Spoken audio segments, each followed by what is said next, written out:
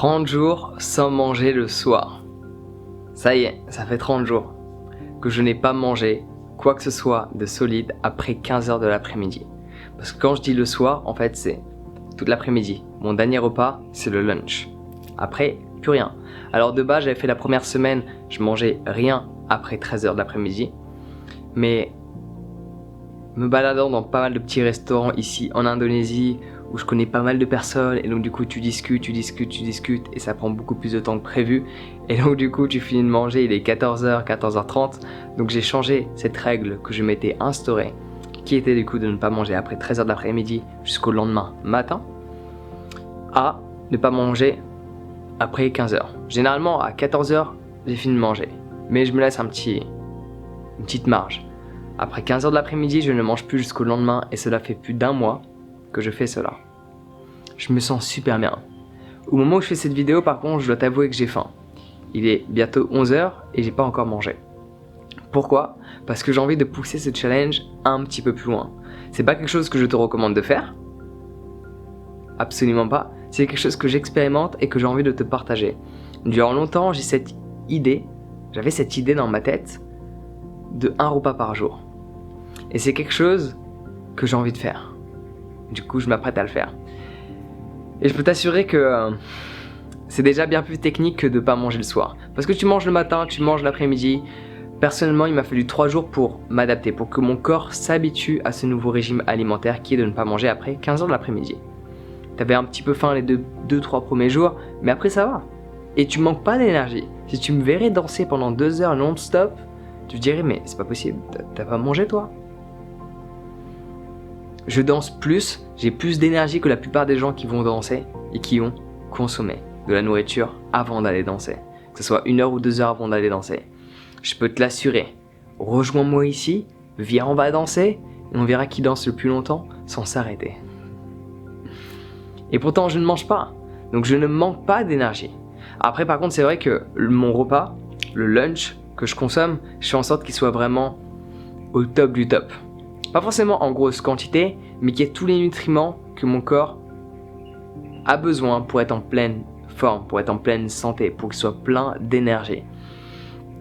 Et là du coup en fait, après ce mois où je mange pas après 15 h, j'ai commencé, dès aujourd'hui en fait, au moment où je crée cette vidéo, peut-être pas au moment où tu vas la voir, mais au moment où je suis dans cette création, où je suis en train de communiquer à toi, à travers la caméra, je me lance ce challenge de 1 repas par jour. Et je t'en dirai des nouvelles en fonction de si j'ai réussi à tenir ou pas. Parce que je t'avoue que j'ai extrêmement faim.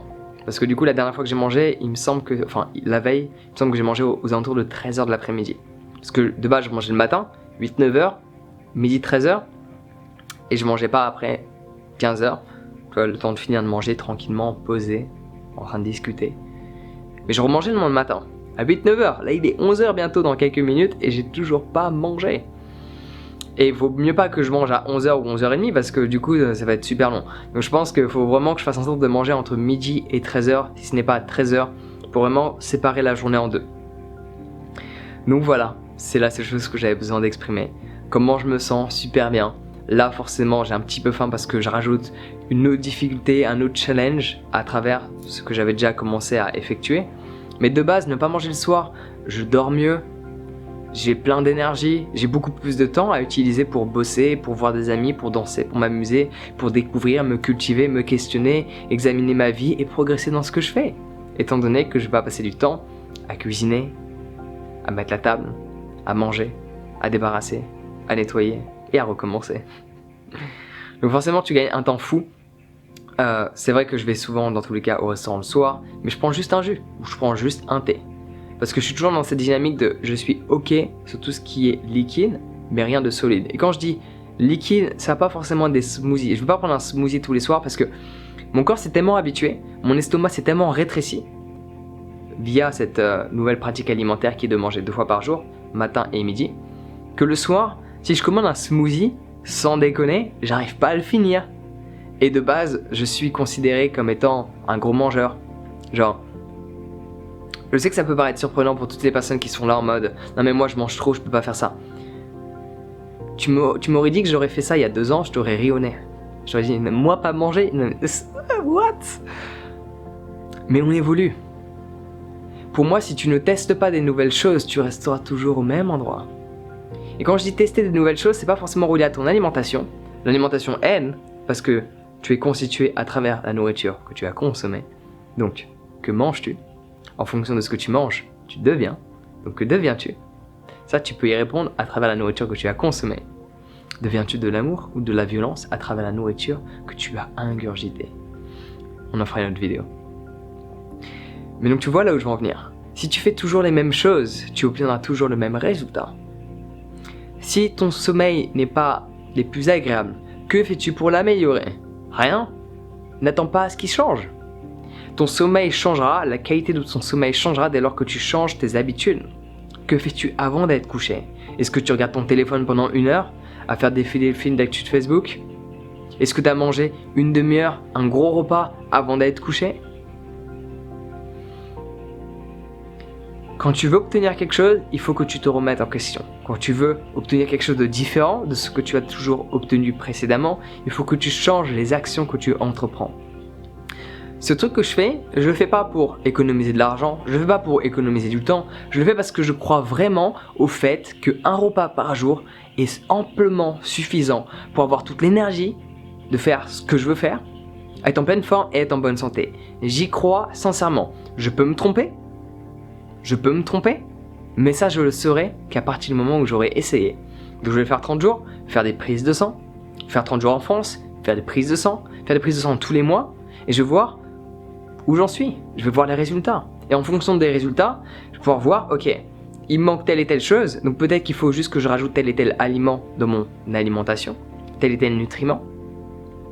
Et si les choses ne s'améliorent pas, ça veut dire qu'il m'en faut plus en quantité, donc peut-être qu'il faut que je mange plus qu'une fois par jour. Mais ça, je peux pas le savoir tant que j'ai pas fait le test. Et manger un repas par jour pendant 1 mois, tu ne vas pas mourir. Tu peux même ne pas manger pendant 1 mois. Alors ça, c'est quelque chose que je n'ai pas fait. Et je t'avoue que ça m'intéresse pas vraiment parce que j'ai besoin d'avoir de l'énergie. Et je crois quand même que tu as besoin d'un minimum d'aliments pour cultiver cette énergie, même si majoritairement l'énergie que j'ai, je la cultive pas à travers la nourriture que je consomme. Je la cultive à travers le yoga et la méditation, ma pratique matinale. Si tu veux en savoir plus sur ça, ça se trouve sur mon site internet, tu as toutes les informations disponibles là-bas. Donc juste va checker, le lien est dans la description. Mais ce que je veux te dire, c'est tout simplement que fais des tests. Mange sans lait pendant 1 mois. Mange sans viande pendant 1 mois. Mange sans lentilles pendant 1 mois. Surtout si tu as des problèmes gastriques. Mange sans telle et telle chose pendant 1 mois. Fais en sorte de ne pas manger le matin pendant 1 mois, pas manger le soir pendant 1 mois, pas faire ceci pendant 1 mois. Juste fais des tests et expérimente et vois ce qui est bon pour toi. Parce que si, après 1 mois, ou après 2 mois, 3 mois, peut-être 1 an plus tard, je te dis que j'ai passé 1 an à manger 1 repas par jour.